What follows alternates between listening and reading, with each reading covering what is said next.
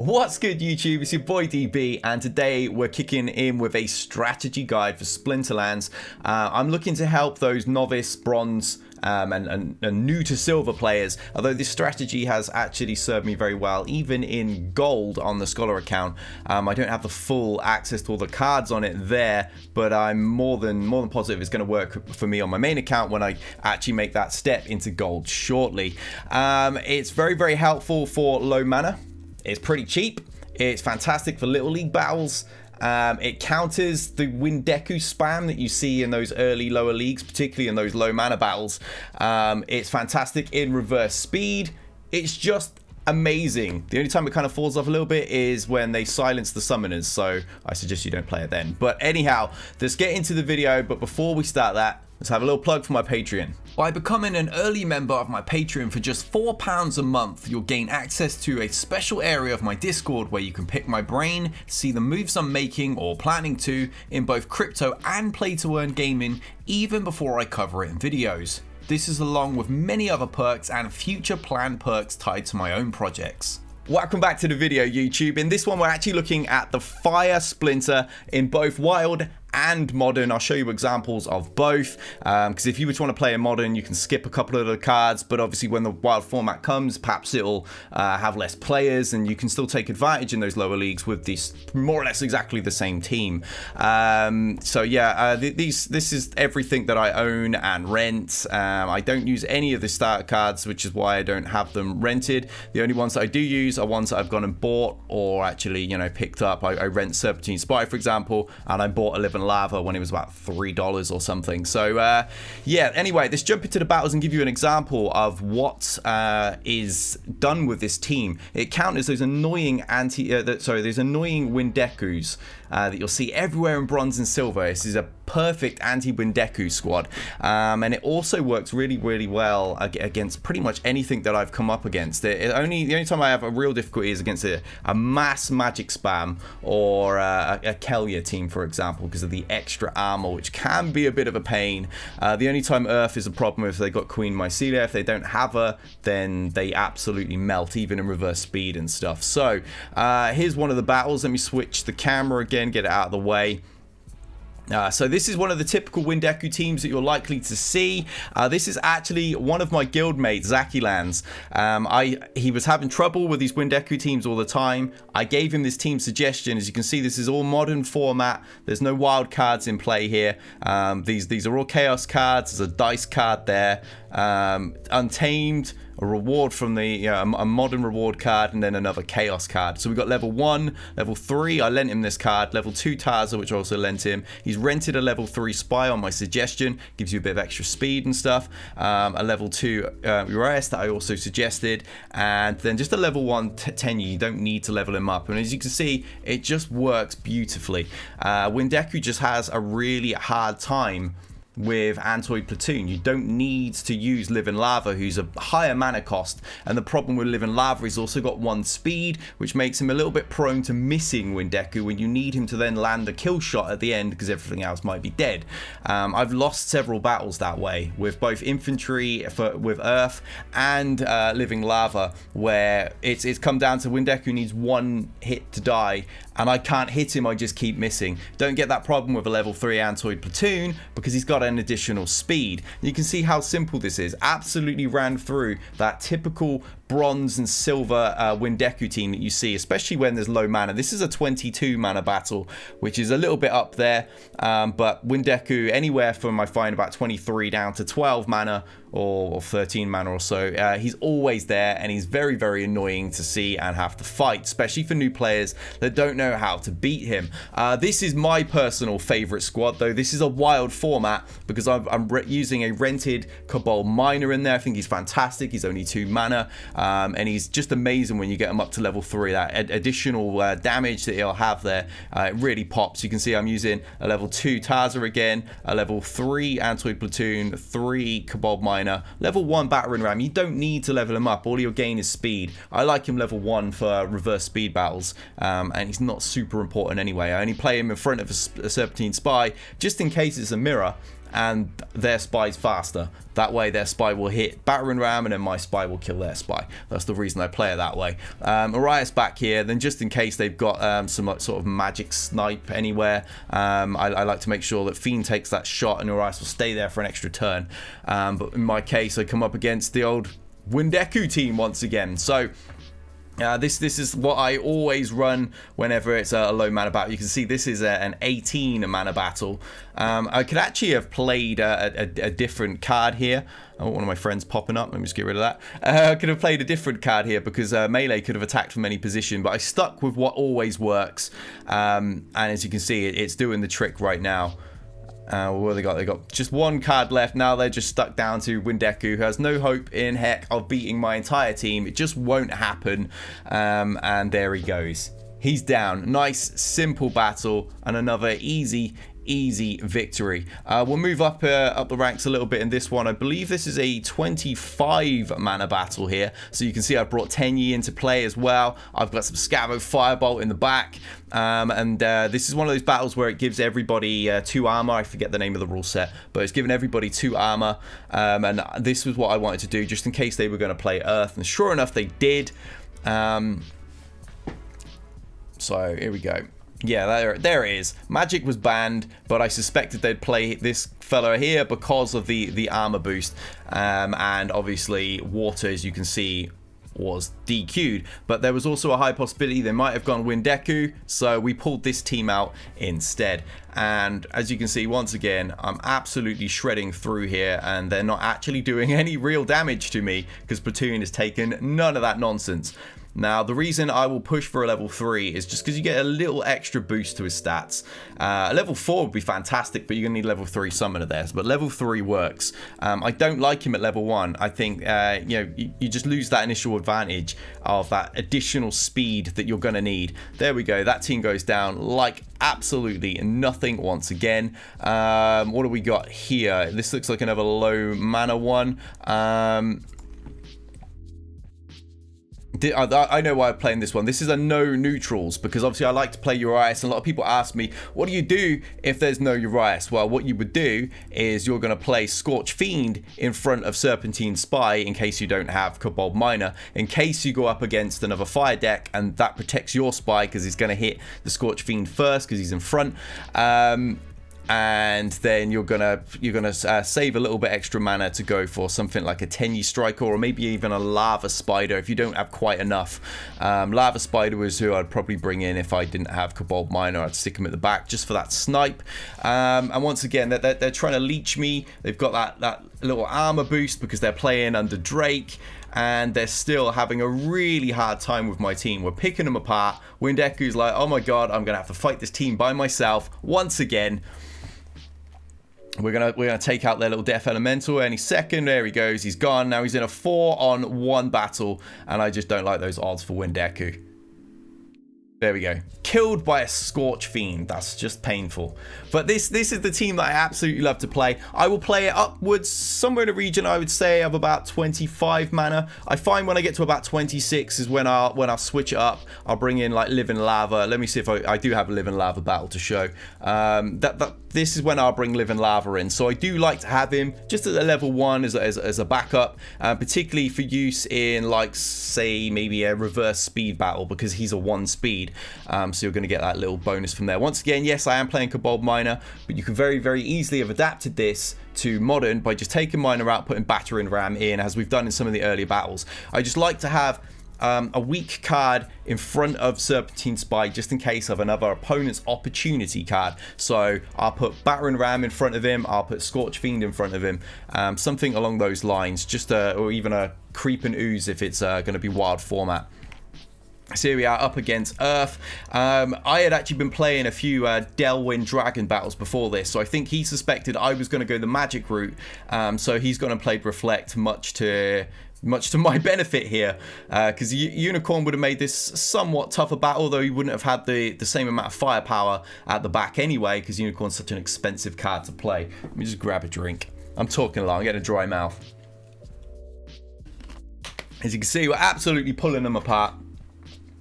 But this is one of the more tougher teams you'll come up against in Earth. When Equalizer's an effect, they can play all those really, really low health magic cards, get that big boost from Obsidian, and give you a hard time. But as you can see, we're not having a hard time. And we're absolutely splatting them.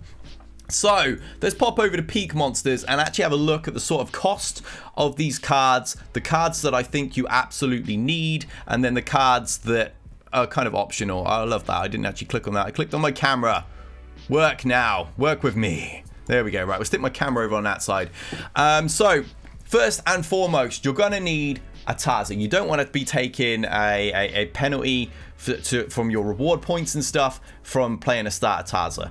And let's face it, to get the best use out of these cards, we're going to want her leveled up. So level 2. Level 2 is as high as you can play her in bronze anyway, and level 2 works absolutely fine in silver. I'm still playing a level 2 now as I approach silver 1, so with no difficulty whatsoever. So her current price, as you can see, if you buy her outright, just over $3. Okay, this guy's actually undercutting.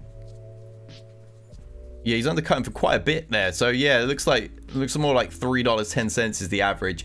Looks like Junkie's undercutting to $3 itself.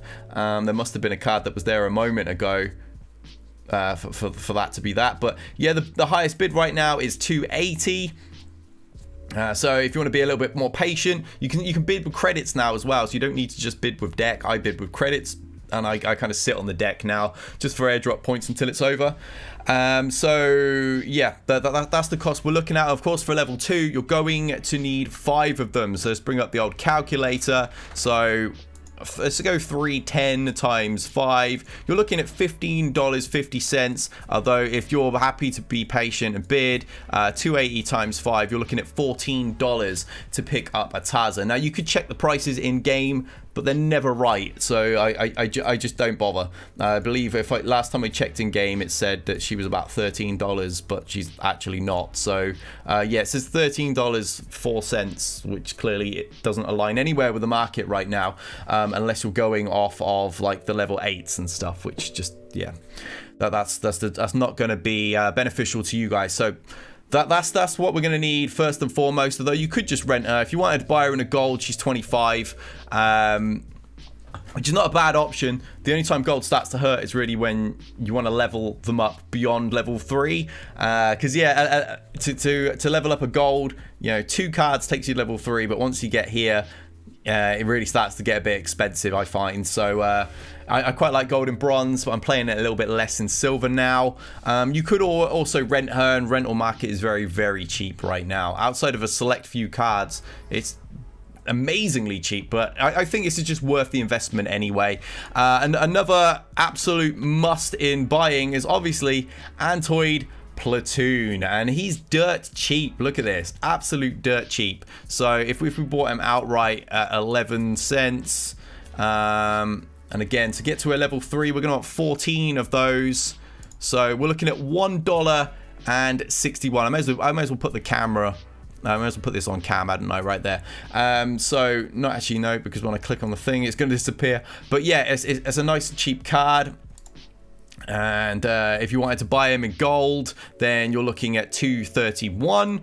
I quite like him in gold, and the price does fluctuate quite a bit. I think 160 is a good chance you might get one even, so you might be better off just placing a bid there right now. I actually got all of mine for 90 cents back when they were a lot cheaper, and they've risen nicely. I think I own about 6 or 7 of them. So yeah, Antoid Platoon level 3 is an absolute must, especially in those little league versions of the battles, because obviously 4 mana as high as you can get, and lava won't even be an option. Right, and another card that you're going to absolutely want to buy or rent. Living Lava. Living Lava is actually quite expensive these days. You used to be able to pick them up for somewhere between $2 and $3, and then the changes to the reward structure came out, and boom, he went up to 30. Now you're looking around $11. If you're patient with a bid, you might get lucky in the 8 region. Obviously, gold is incredibly expensive. You won't need it anyway. Level 1 is absolutely fine for this. He's my reverse speed option, whereas Antoid is my lower mana and little league option. So yeah, Living Lava, you might be better off renting him if your budget isn't quite up there, because Living Lava's price has escalated quite a bit. Another must. You're going to want to get a 10E. Level 1, absolutely fine. You're not going to need to level this card up. If you level this card up, he gets a little bit faster, and he's a little bit less efficient in those reverse speed battles anyway. And then nothing else actually gets any better. So leaving him at level 1 is absolutely fine. You're going to use him in the slightly higher mana battles anyway. So a bid at 61 cents or an outright buy at 63. I think for the sake of what 1.4, then you might as well just buy them outright and get rid of the hassle. A gold option is up there. I don't think that offers great value for money right now. I would probably pay about $6-7. I'd probably pay for one of those. I wouldn't be paying 11 right now. So yeah, I'd pick up a level 1, or you could rent it, but it's so cheap to buy, you might want to just buy it personally. Another card that I would absolutely recommend you go out and pick up is Battering Ram. This is a great little card. You look at it and you think, what, 2 mana, 1 damage, 1 speed, 1 health. Why would I pay $1 for this? But I would highly recommend it. I got him for about 60 cents way back when Chaos was kind of taking all of the liquidity in the market. I picked up a Battering Ram when I went and bought all of the common dice cards, just because they're nice low mana options for me to stick in. And I like Battering Ram. You don't need to level him. Level 1's absolutely fine. It works out nicely for reverse speed battles that way. He'll go nice and quickly and actually get shot off. And we're really using him as a meat shield anyway, so Spy doesn't get hit if they have an opportunity card. So you're looking at 114. If you're patient enough to bid, you might get him below 90 cents. A gold would be a complete waste of money in my opinion. 20 odd bucks for just 2 extra speed just isn't worth it. 3 speed's not all that high in a normal speed battle, and it cripples you in reverse speed. I don't think you really get a benefit from leveling Battering Ram at all, so I've left mine at 1. What else would I absolutely recommend? It's got to be Scorch Fiend, hasn't it? Scorch Fiend, he's a great meat shield if you don't have Battering Ram yet, although obviously he's a little bit more expensive. However, 0 mana cards appreciate in value very, very well. Just look at Chicken. So I think Scorch Fiend at just under $5 is a good pickup. He has dropped as low as like $4 in the past, so if you want to be patient, you might, if the market dips a little bit, you might be able to pick him up for that. But yeah, again, level 1, absolutely fine. You're not going to need to level him at all. Right, Serpentine Spy. If I can spell his name right. Right, Serpentine Spy is a fantastic card, but we're going to want him level 3, and in my opinion he's a bit money bags at level 3, isn't he? He really is a bit expensive. Let's see if there's an option on the market. What's a cheap level 3? We're looking at like $40 odd, so I'm pretty sure it'd be cheaper to buy him in gold. Yeah, it would actually be cheaper to just buy him in gold than it would be to buy a regular foil at level 3, and it would also work out cheaper than buying it in singles. So gold would be your option. There's a 25 bid. I don't see that being accepted too likely, particularly with the price right now up at 38 for a single BCX on a Spy. So if you're a Moneybags player, I'd pick him up in gold. If you're not, rent him. He's not that expensive. I have him rented myself. I can show you in the rentals right now. I'm paying 2.6 deck a day, which is easily very, very easy to make back in silver, and obviously you're going to blast your way to silver quite easily anyway. Ooh, wrong screen, Damien. I meant to click back here on buy.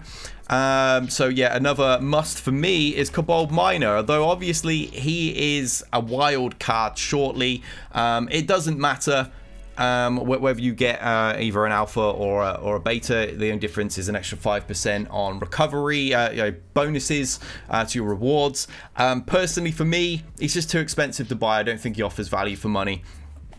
I really don't. A level 3, what's the cheapest level 3 that I could buy? Here we go. $29. I just don't know if I'd want to pay $29 for him when I can rent him nice and cheap, I don't know. I might consider something like that, but it's just a little bit up there. Especially as the wild format's coming in. He's not going to be playable in every area anymore. So I imagine an alpha is just way out of my league. Was a level 3 alpha. I'm not wearing my glasses, so I'm going to be squinting. $59. Yeah, that's a bit steep. It's because the BCX is too high. We would only want a 4, but there aren't any There just aren't any. You could buy a 33 and then buy an additional 13 afterwards, but and you can sit and bid all you want. But personally, I would just go and rent him. I've had this Kobold Miner, this 2.6, rented for ages now from this person, and I've rented from several others. It rarely gets higher than that, even at the very end of the season. So I think that's probably the most efficient way of doing it. And spread your budget into those other cards first, because quite frankly, Taz is the most important one anyway, and then Anti-Platoon is a second. If we go back into the buy market, so I've spelled his name wrong. Alright, so we're going to want him at level 2 just so we get that extra damage. Do they have any level 2s on the market? They don't right now. But I mean, 41 cents for a single BCX is that's really good. You're going to want 4 of them to get to a level 2. So I mean, I could do that off the top of my head, but I'm too lazy. So there we go, 164, nice and simple. You could put a bid in and get him marginally cheaper if you really wanted to wait the time. But I think that's good value right there. I wouldn't bother buying the gold unless you're a money bags player once again, because yeah. 164 versus $13 is quite a jump for the same stats. Yes, you would get an additional 10% from playing a gold card in the rewards, but again, I think that's a money bags move, not something I can really do right now. So I've gone bog standard. 3 of mine came from rewards anyway. I only bought 1 of them. Other absolute must buys. Trying to think. Absolute must buys. I would probably say Forgotten One. Forgotten One is a fantastic card. He's immune to poison, you see. So when you're playing fire, you can stick him at the back. Everyone gets killed. Forgotten One works his way to the front with these enormous stats of 4 damage and all this health and everything. He just runs absolutely through them. That's another fire card I would highly recommend you pick up now while he's cheap, because he is an epic. He's a really good epic. He gets used an awful lot, especially in, like, if there's a battle where melee can attack from anywhere or everyone gets sneak or opportunity. This guy does 5 damage under Tazza. It's crazy. Amazing card. I would definitely look to pick one of those up. Level 1, absolutely fine. Don't need a level 2. Only difference of a level 2 is an extra bit of health and shield that never really get tested anyway. Great card. Right, I'd probably say those are probably your needs. Those are probably your needs as a fire player. Then some other cards that you should probably look at. Finest, level 1, absolutely fine. You can play him in the second spot. 180, I think that's a really good price for Finest. Very fast card, hits incredibly hard. I don't know why we can't see his stats here, but as you can see, 2 damage, 5 speed. Very good card. Fun card to have in second spot. Another option, of course, Radiated Brute. Also a modern one, but for Radiated Brute, you need to make a decision. A level 1 is going to work at a reverse speed, but if you go for a gold or a level 3 card, you're going to gain an extra speed. So it kind of hurts you in reverse speed a little bit for 1 extra health. You've got to decide which trade-off you want. I have him gold, but that's because I pulled him from a pack, so I didn't really have any choice. I have to play him gold now unless I sell him. That's just the way it is. Lava Spider is another one I would recommend. This is a really good card. I actually play it at level 3. I wanted the extra health. You got Snipe in there. It's super cheap at 140, or you could go at 7 cents here. Was that 7.6 times 14 for a level 3? You're talking just $1, so 40 cents cheaper if you just leveled a regular foil. And there's another lava card that you might want to look at as a potential lava launcher. 31 cents, level 1. That's all you're going to need. Big damage, ranged card that can attack from the front as well. Pretty handy in those high mana battles. Again, the reason I don't have these ones in the needs section is simply because you're not going to play them all the time like you are going to play the other cards. A couple of other options you could look at. Zenith Monk. Zenith Monk's fun. Gets healing at level 2, as you can see. I don't think that offers value. I think you're better off just buying 5 of these. So if we just went outright at what, 79.4 times 5, you're looking at 397 to get heals. It gives you an alternate tank option. I don't play him very much, which is why I put him in the optional. I really don't use him very often with fire at all anymore. Tusk is another one that a lot of people swear by at level 1. He reduces the incoming damage from magic cards. That said, I never use him. I just never use him. I just don't need to.